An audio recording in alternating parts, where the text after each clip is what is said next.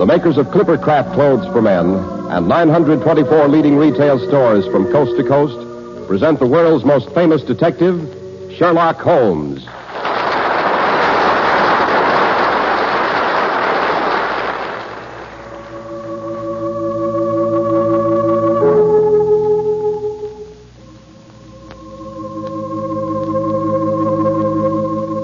And so once again we find ourselves in Dr. Watson's cheerful firelit study.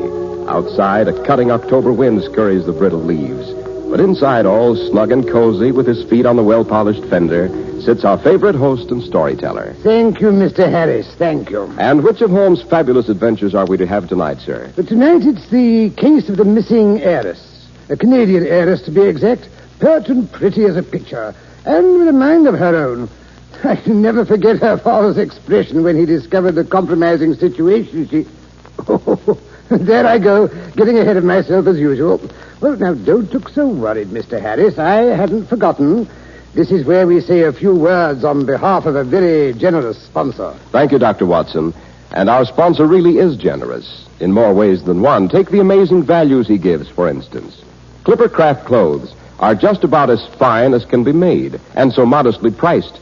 I dare say even a Sherlock Holmes would be stumped at how it's done, but it's elementary, Dr. Watson.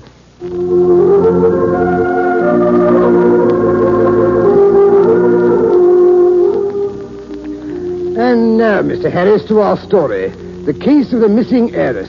Put your boots on the fender and make yourself comfortable. A perfect combination. A crackling fire to warm one's feet and a hair-raising adventure to chill one's spine. Sounds rather like one of those confounded hot and cold shower baths that are the curse of this modern age.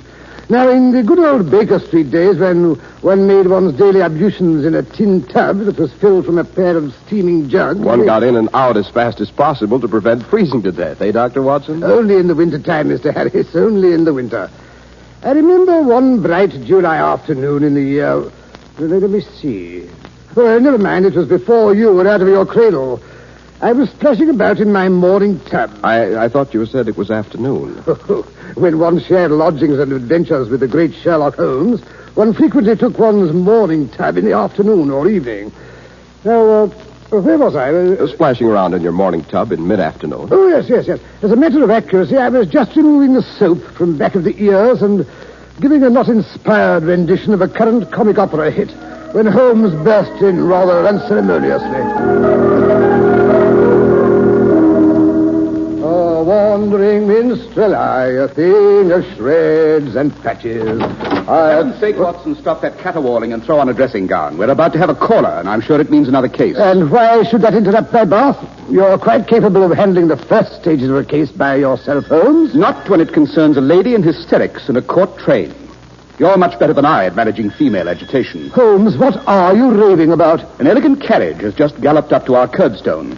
And without waiting for the footman to alight from the box and assist her, a middle-aged creature in full court regalia, complete to the feathers in her hair, bursts out into the street and is even now pulling our front doorbell out by the roots. Oh, Lord, well... Aha, Mrs. Hudson's let her in. She's coming up the stairs. Now, will you come out and protect me? Certainly not. Very well, then. I shall be obliged to usher her in here. Oh, no, great Scott, wait, I'm coming. Good Lord, look at me. A fine way to greet a lady. Don't worry. Unless I'm greatly mistaken, she's too upset to notice. Here, tie the cord around your middle. Oh, yes, of course. And you put your slippers on the wrong feet. Oh, confound it. I would... Come in. Mr. Holmes. Oh, Mr. Holmes, thank heavens I find you at home. Why, Lady Maynooth. Oh, Dr. Watson, delighted to see you. Could you give me a glass of sherry? Oh, this is terrible. I'm ruined.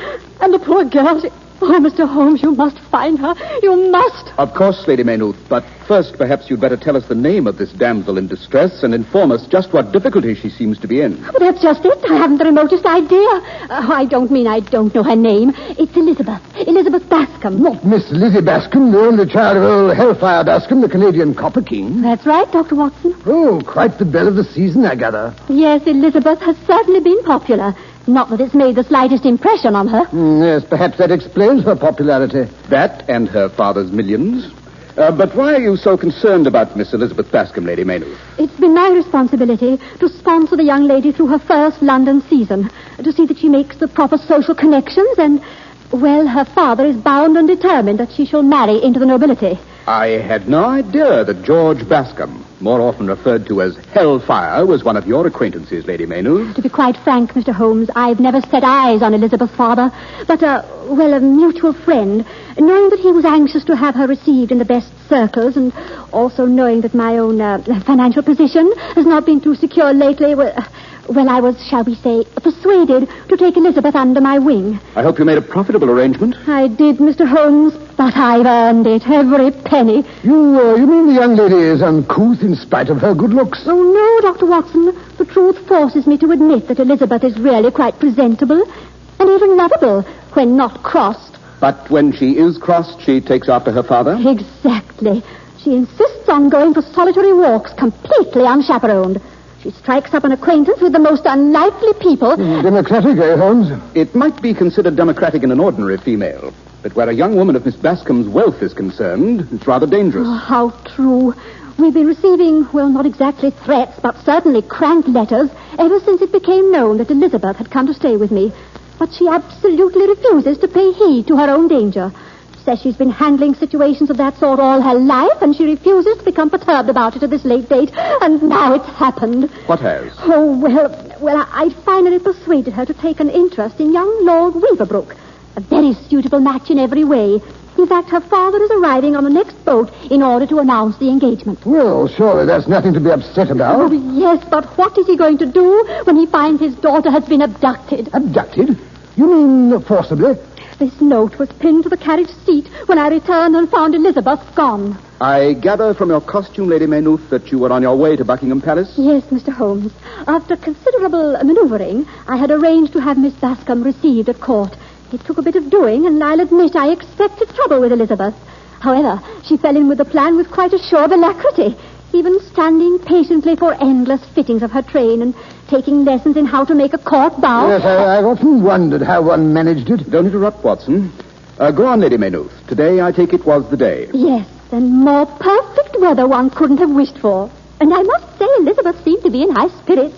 We were well prepared with the usual hamper of wine and sandwiches and cake. You know that interminable wait in St. James's Park. I've thought often that the sight of the ladies in their full regalia on the way to a court function is one of the great sights of London. Elizabeth seemed to share your opinion, Dr. Watson. At any rate, she seemed in unusually high spirits as the other carriages crowded around us.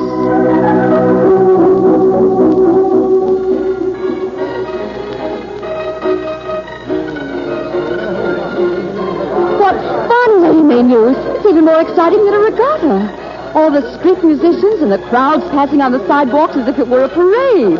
All waving and cheering and calling to us. Oh, there she goes. That's Lizzie Bascom.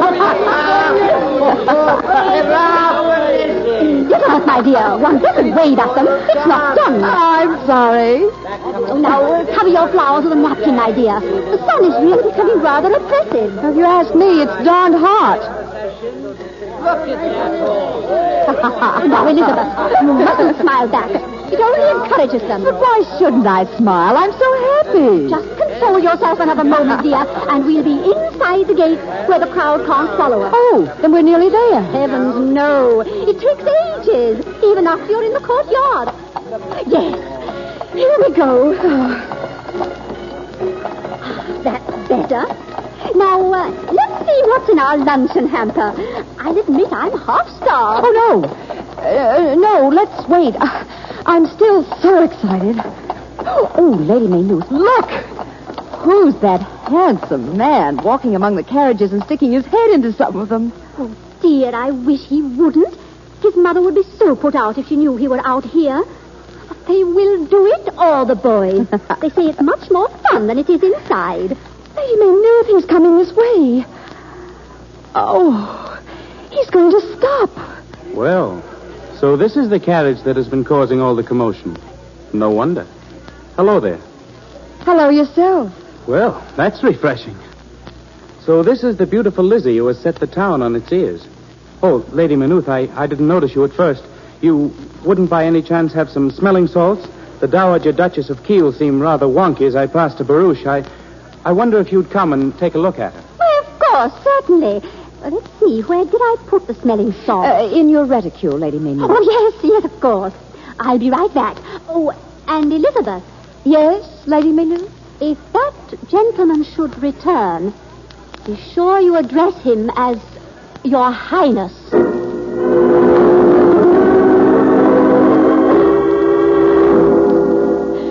And that, Mr. Holmes, was the last I saw of Elizabeth Bascom. She was abducted in broad daylight, right there in the courtyard of Buckingham Palace. You don't think it was done by a prince of the blood royal? They've been known to pull some rather spectacular pranks. No member of the House of Hanover, Dr. Watson, would write this note. It was pinned to the cushions of the seat, directly behind the box. May I see Lady Maynooth? Of course, Mr. Holmes.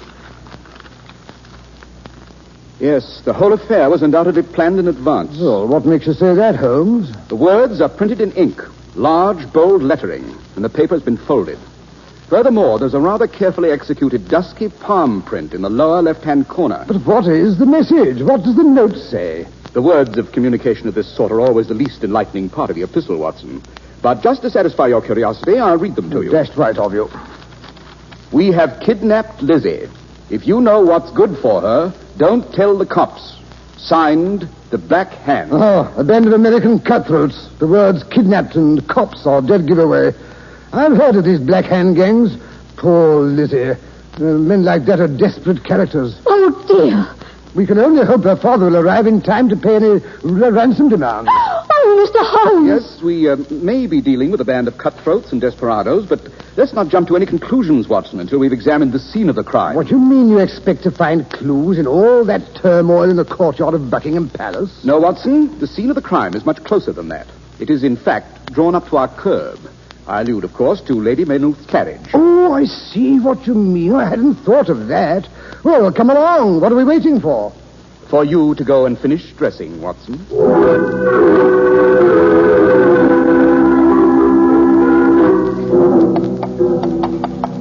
Whoa, Jonathan. Easy now, Penelope. Handsome horses you have, Lady Maynooth. Thank you. This is Horace, Mr. Holmes. Horace has been our footman for over 50 years. Hey, man and boy. And that's the truth. A record to be proud of, Horace, in these troubled times. Eh? He's a little deaf, Mr. Holmes. It's his age. I said you've a fine record, Horace. Eh, I have that. If you'll open the door, please, Horace.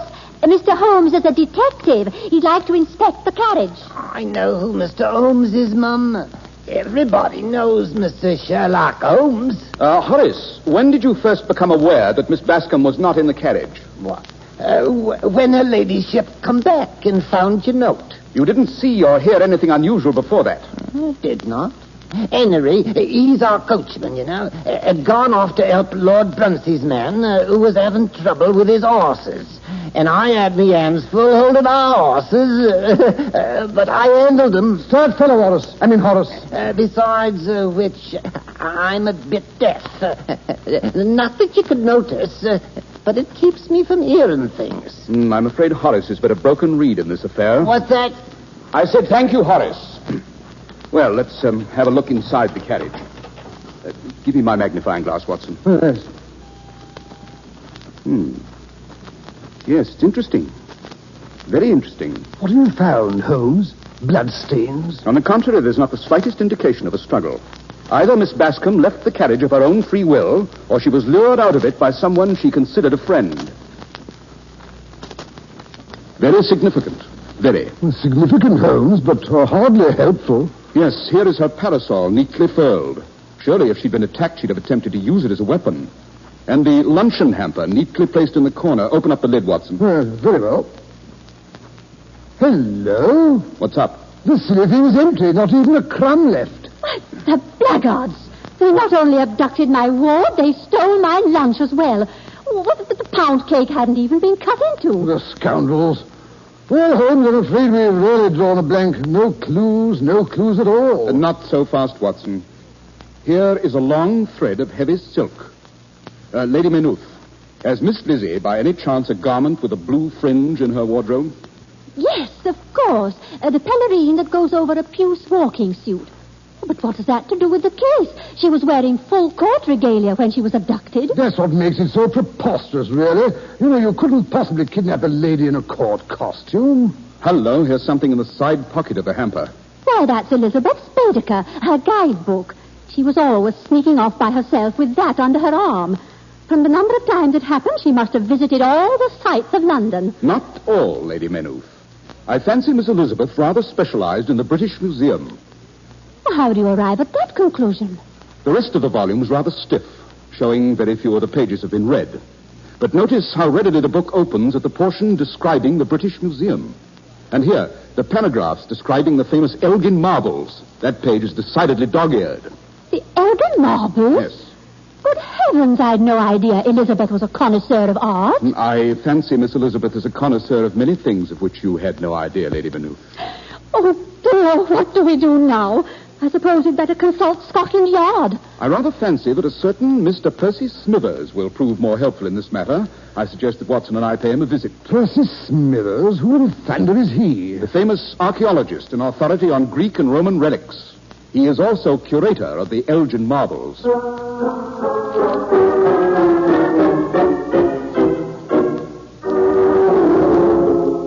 Here we are, Watson. The British Museum. Imposing, if somewhat moth-eaten old mausoleum, eh, what? No, you needn't point it out to me as if I'd never laid eyes on it before. I had an uncle whose idea of entertaining his various visiting nephews was to trail them through the British Museum. And you, of course, have never been guilty of escorting your juvenile relatives through its echoing halls. Well, that is, one must keep up the traditions, you know. Well, never mind. Open the door. I can't. It's stuck. Oh, never mind. Here comes an attendant. I say, guard. The entrance seems to be a bit bulky. We can't get it open, don't you know? And why would you? It's been locked up for the night. Closing time was 20 minutes ago. Oh, then I guess we won't get to see the marbles today, Holmes. I'm not particularly interested in the marbles, Watson. Guard, can you tell me if Mr. Smithers, curator Percy Smithers, is still on the premises? Oh, no, sir. He's gone home. You saw him leave? Well, he always leaves 5 minutes before closing time. I don't suppose you can give us his home address. Oh, I can do better than that, sir. There it be, over there. First house across the quadrangle. The one with the bay window? That's right. Thank you. Come along, Watson. Do you know this fellow Smithers, Holmes? Only slightly, Watson. I've met him at the Diogenes Club from time to time when I've gone there to see my brother Mycroft. Like all the rest of the members, he's what you might call taciturn. Oh, the grumpy old professor type, I take it. Professorial and grumpy, I grant you, but he's certainly not old. In fact, Mr. Percy Smithers looks not unlike the Greek statues he's such an authority on. Only with more clothing, of course. Oh, yes, I can remember that there were many elderly ladies who got up a petition demanding draperies be put on the marbles when they first went on exhibition. I, of course, consider them perfect as they are. Then you've seen the Elgin marbles? Many times. You recall the statue of Perseus? Perfectly. Could you describe his attitude? I can do better than that. I can duplicate it. He's standing like this. Not bad, except the positions of the left and right arm should be reversed. Oh, Has your friend took a fit, sir? certainly not. I was just explaining something. And stop following us. I wasn't following, sir. I was just going home to me supper. Bumpkin. You recall the face, Watson, of the Perseus statue, I mean? Oh, naturally. How would you describe the nose? Well, that is Grecian, of course. Wrong again, Watson. That particular statue has no nose at all. It's probably been missing for centuries. Oh, Oh, but here we are at Mr. Smithers' door. Ring the bell, Watson. That's a good fellow. always giving orders.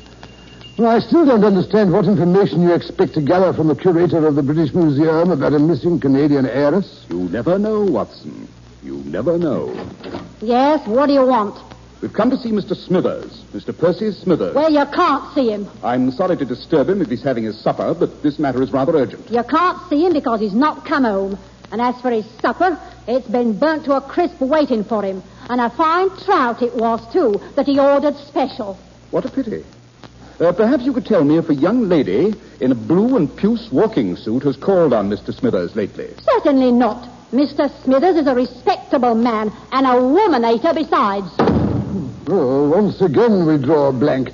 This case seems to lead nowhere but down blind alleys. Oh, on the contrary, Watson, the fact that Mr. Smithers did not come home for his supper is decidedly revealing. You don't think he's been forcibly kidnapped, too, by the same outfit that abducted Miss Bascom? No, I don't think there are any indications of kidnapping. At least I doubt that any force was used. Of course. How stupid I've been. Mr. Smithers and Miss Bascom have eloped. Watson, the incurable romanticist. Well, No, Watson, a woman hater, myself excepted, of course, might conceivably change his mind. But no ardent lover would order trout, a single trout, for supper on the day on which he expected to run off with his inamorata. Well, where does all that get us? Whatever detained Percival Smithers was unexpected, entirely unexpected. Come, let's go home before our supper's been burned to a crisp. Oh, Holmes, how can you think of food when you haven't rescued Miss Bascom from heaven knows only what danger? Whatever danger Miss Lizzie's in, I rather imagine she enjoys. Yes, there's nothing further we can do until tomorrow at 8:30. Why 8:30? That is the time they unbar the entrance to the British Museum. Yes, we shall be waiting at 8:22.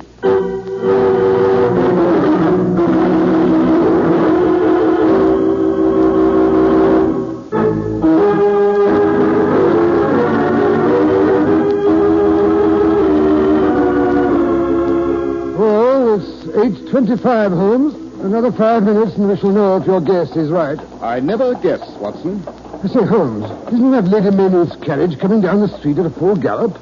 Yes, Mrs. Hudson must have told her she'd find us here. Yes, here she comes like a ship under full sail. I say, who's the red-faced little man with her? I rather imagine Papa Bascom has arrived. God, let the dead, bless the dead, burn the... So you're Sherlock Holmes. Why in blazes haven't you found my daughter? I was right, Watson. It is Hellfire Bascom. How do you do, sir? Good morning, Lady Maynooth. Oh, Mr. Holmes, the most horrible news. The most horrible, horrible news. They haven't found a body. No, but first of all, when I returned home last evening, my butler informed me that all the sandwiches, the wine and the cake had been found in the jardiniere of my best aspidistra. Oh, the cook is so insulted she threatens to leave. Yes, I rather suspected that hamper held something more interesting than food when I found that blue thread. And that's not all.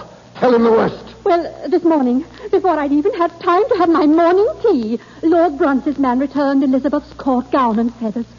They'd been found in his carriage. Why, the scoundrel. Oh, he wasn't in it at the time. He was still at the reception when his coachman discovered the dress. But this makes matters even worse. The poor girl was abducted in her petticoats. Yes, the poor girl. Her reputation will be ruined. Oh, blast her reputation, ma'am. She'll catch her death of cold. Calm yourself, Mr. Bascom.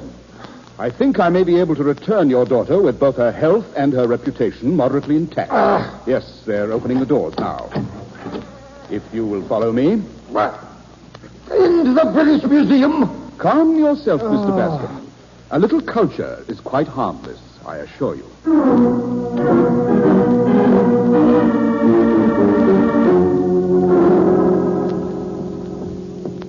Ah, our friend the guard. I believe you're about to unlock the hall to the Elgin Marbles. Mind if we watch? No, not if it'll give you any amusement. I've been unlocking it 8 years now, and it's never been what you might call fascinating. Today, I think you may be in for a surprise. Well, seeing's believing. Well, it's about time. Where the devil were you last night? Didn't you hear me shouting? Mr. Smithers, you've been locked in with them marble women all night? And one that wasn't marble. Lizzie! What in thunder are you doing here? Yes, and wearing the puce and blue walking suit. Papa! Well, what do you know? Papa, I want you to meet Mr. Percy Smithers, the famous scientist, and your future son-in-law.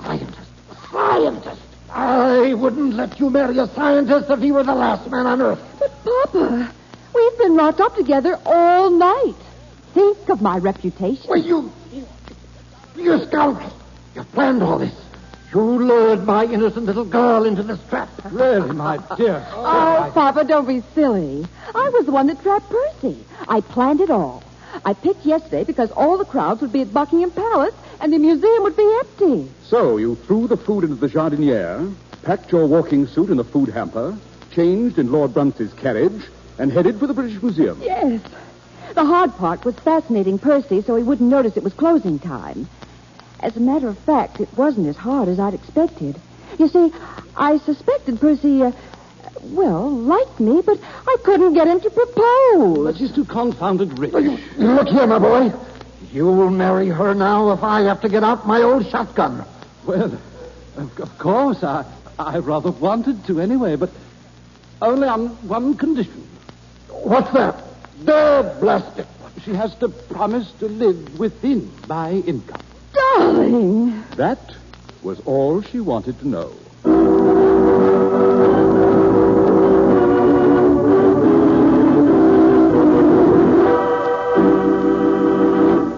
And did Lizzie live within her husband's income, Dr. Watson? Well, more or less.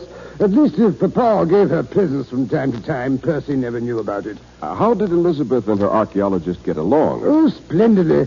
You see, Hellfire Bascom backed several expeditions for the British Museum, and curiously enough, Percival Smithers generally headed them. Did some splendid work, too. So when he was finally knighted and Lizzie became Lady Elizabeth, everyone said she'd more than earned the title. And now, Dr. Watson, how about a hint about next week's hair raiser? Oh, next week's is a hair raiser, Mr. Harris, in more ways than one. It concerns a gentleman who had an unusually florid, I might say a crimson head of hair, and how he was hired for a decidedly curious job on that account. Oh, of course. It's the famous adventure of the Red-Headed League. How did you guess, Mr. Harris? How did you ever guess?